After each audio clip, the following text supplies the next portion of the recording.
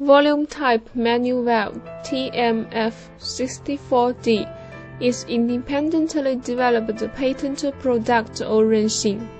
We have got the patents from the US, Russia, India, South Korea, Mexico, and Taiwan. The maximum water treatment capacity of this valve is 10 cubic meters per hour. Adopted downflow for regeneration, widely used in ion exchange equipment, boiler softening water system, RO pretreatment system, household softening system, and other areas.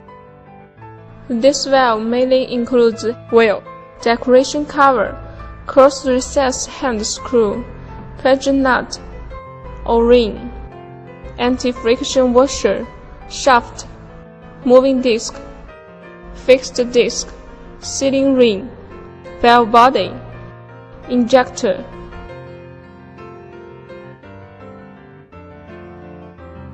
Control valve is a core part of the water treatment softening system, separately connected with system from the water inlet, water outlet, drain outlet, raising tank, riser pipe, and brine tank. Riser pipe should connect the top and bottom strainer. Brine tank should install brine valve inside. Installation of top-mounted type. First step, control valve's installation and rising field.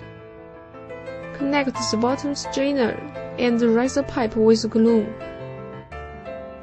and put it in the middle of the tank.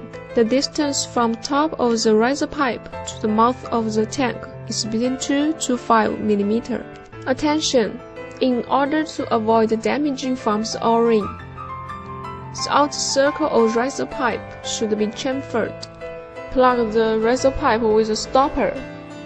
Put the funnel in the connector of rising tank.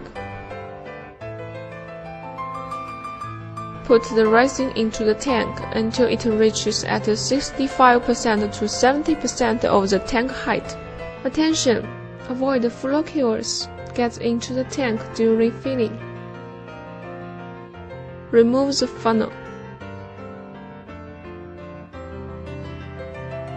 Take out the top threaded strainer connector from spare parts bag and use 5 pieces of typing screw to fasten it into the valve body. Screw the top strainer tightly into the valve body.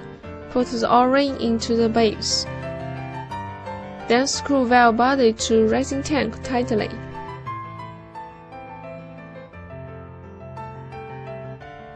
Second step, pipeline installation.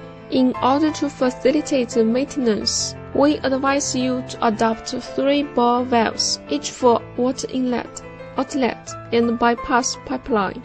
Connect the system's inlet with valve's inlet, and install inlet valve into the inlet pipeline. Attention! If the pressure of the inlet water is more than 0.6 MPa, there must be a pressure-reducing valve before the inlet. Install sampling valve and ball valve in the outlet pipeline. Install bypass valve. It is easy for trial running, exchange filter material, and tank test. Install a frame to fix pipeline and bear its gravity. Put drain line flow control into drain outlet. Use UPVC pipe or hose to connect with valve drain outlet. Attention! Valve should be higher than drain outlet, and the distance between them should not be too long. Slide brine tube hose connector over end of brine tube. Insert tube bushing into end of the brine tube.